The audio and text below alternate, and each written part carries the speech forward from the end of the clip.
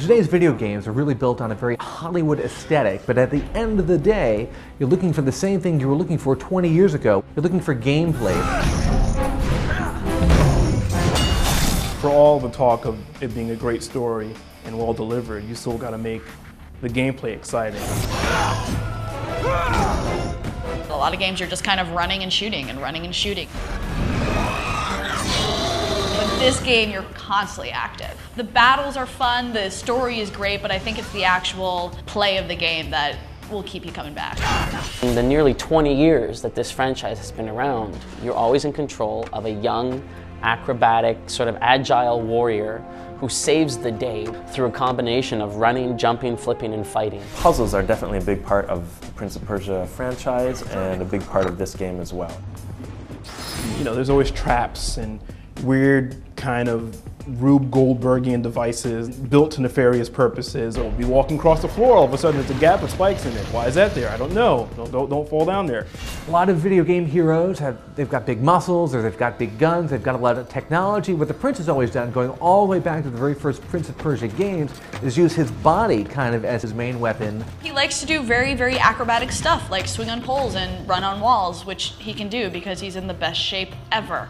When you live a certain kind of lifestyle, you're a nomad, you're a rogue, possibly a thief.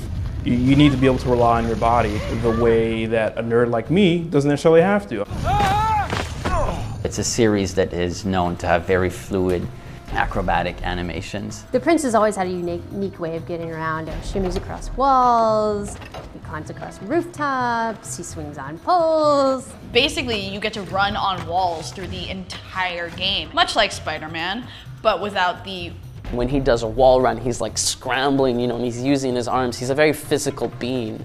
So a wall run, do you want me to demonstrate? Give him a good head of steam and he'll run across a wall, kind of like the free-running parkour guys. I've never run up a wall. I've run into a wall, but never up a wall. So the Prince has got on his hand this gauntlet, so he can scrape his way down walls. The primary ability of the gauntlet is what we call the grip fall. The glove allows the prince to basically glide down any vertical surface. Ã×ber's an interesting character because players never actually control her. She's actually a very sophisticated AI. If she were a real woman, she'd probably turn me down for a date.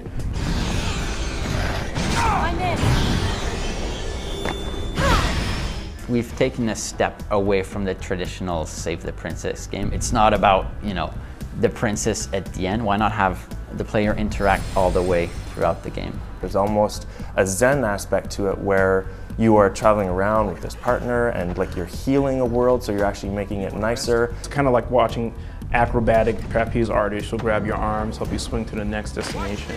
You fall off a cliff, she'll grab you and throw you back on. When you're fighting monsters, you can do kind of a 1-2 combo punch. A lot of games that give you partner characters, you have to safeguard them. They can't keep pace with you.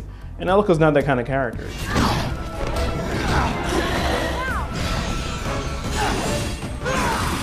I think Ã×ber holds her own enough for gamers to appreciate her being around. I don't think she just seems like, oh great, your girlfriend's here. Whoop-de-doo. Ã×ber is not Princess Peach. Ã×ber is not Ashley from Resident Evil 4. I have their strength as well as mine. Ã×ber is a strong-willed, independent heroine in her own right, whose abilities complement the prince. Where the Prince is really great at acrobatics and a lot more of the fighting, Ã×ber is magical. She actually possesses a magic compass. Whenever the prince gets lost, she puts him right back on the right track again.